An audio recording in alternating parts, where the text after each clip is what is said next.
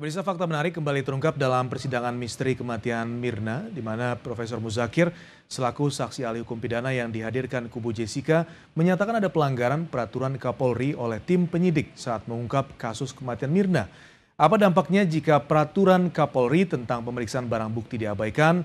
Untuk membahas masalah tersebut, sudah ada bersama saya di studio pakar hukum pidana, Bapak Luhut Pangaribuan, dan juga bergabung bersama kami di ujung telepon yaitu Bapak Edwin Situmorang, selaku mantan Jaksa Agung Muda Intelijen. Selamat sore, Pak Edwin. Selamat sore, Jeki. Selamat sore juga pemirsa Anies TV. Baik, dan selamat sore, Pak Luhut. Terima kasih sudah hadir di studio. Saya mulai dengan Pak Luhut terlebih dahulu, Pak Edwin. Mau melihat atau juga mendengar secara langsung pandangan dari pakar hukum pidana kita yang hadir dengan jalannya persidangan yang sudah ke-26 ya, Pak Luhut ya. Silakan, Pak, pendapat Anda di awal. Kalau langsung kepada tadi protokol atau prosedur yang ada hubungannya dengan pemeriksaan barang bukti dan mengabaikan prosedur ya yang sudah ditentukan, maka kalau menurut keilmuan atau menurut penelitian ya yang berlaku dalam prinsip penelitian, maka hasilnya itu menjadi diragukan. Baik. Jadi memang dari mulai pengambilan sampel sampai kemudian bagaimana sampel disimpan yang dilakukan penyidik dan kemudian dalam hal ini dilakukan penyidik sampai kemudian melakukan pemeriksaan itu harus hati-hati supaya tidak kontaminasi, tidak bercampur, tidak tertukar dengan hal-hal yang lain. Itu seharusnya Pak, senyatanya tapi tercampur dan tertukar. Nah, kalau itu sudah terbukti tercampur dan tertukar, maka hasilnya itu tidak boleh diterima. Baik. Jadi ini kalau bahasa di Amerika sana, ini should be excluded, ini mesti dikesampingkan.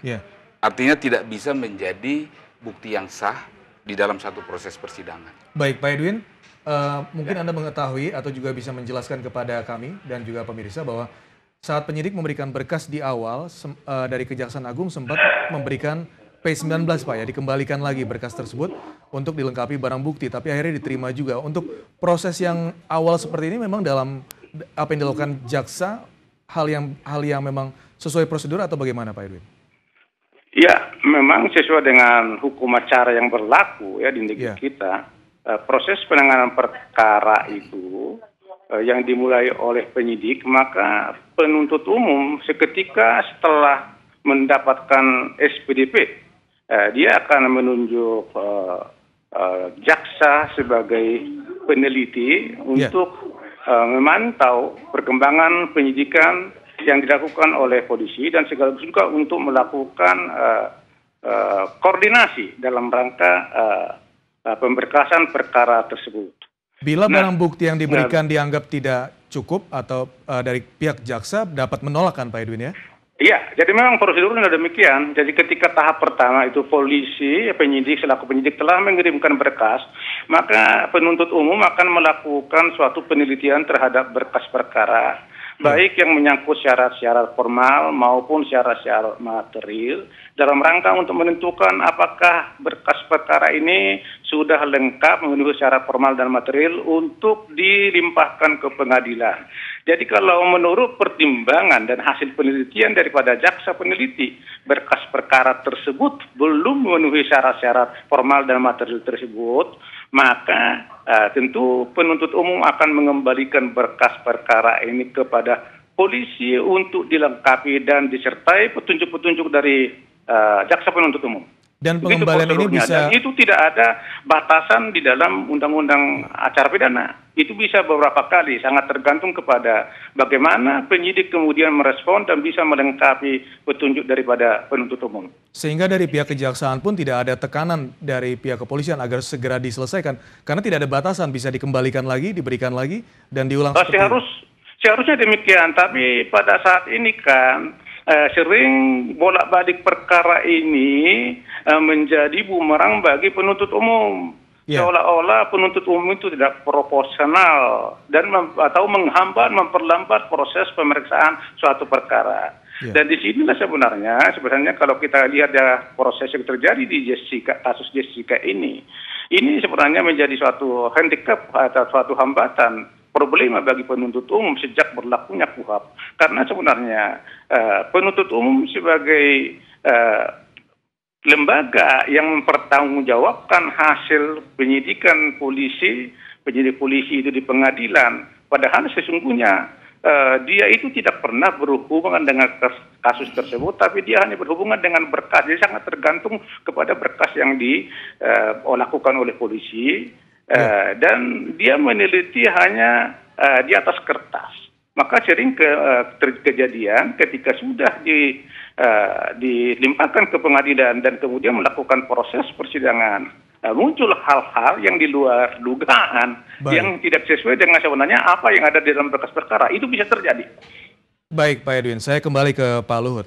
Kemarin Profesor Muzakir sudah mengatakan bahwa apa yang dilakukan penyidik melanggar peraturan Kapolri. Anda setuju, Pak? Saya nggak melihat faktanya.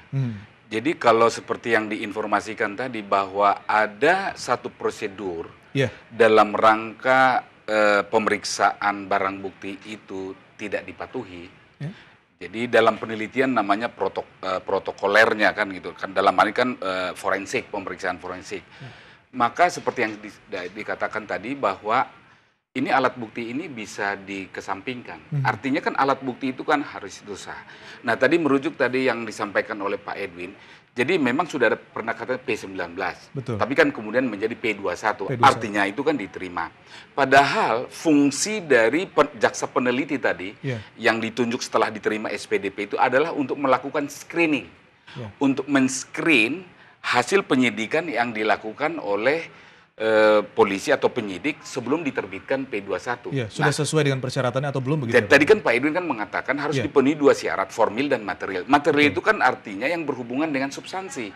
Jadi kalau alat barang bukti diperiksa tidak memenuhi protokolernya, maka kan hasilnya juga tidak bisa dipertanggungjawabkan. Pertanyaannya, kenapa dinyatakan bahwa berkas sudah lengkap dan siap untuk diperiksa di pengadilan? Artinya dengan berkas disampaikan di pengadilan yang disebut P21 itu. Jadi dengan kata lain, jadi merujuk pada tadi Prof. Muzakir itu yang mengatakan bahwa ini nggak bisa dipertanggungjawabkan, maka pertanyaan kepada kejaksaan juga saya kira perlu kenapa diterbitkan P21 padahal kelengkapannya secara material itu masih diragukan, antara lain itu tadi. Jadi protokoler dalam rangka melakukan uji laboratoris terhadap sampel itu tidak ditaati. Anda merasa bahwa ada tekanan agar pihak kejaksaan segera mem-P21-kan kasus ini, tapi dijawabnya nanti Pak Luhut. Begitu juga dengan Pak Edwin, kita rehat sejenak, kita akan kembali lagi di iNews Petang.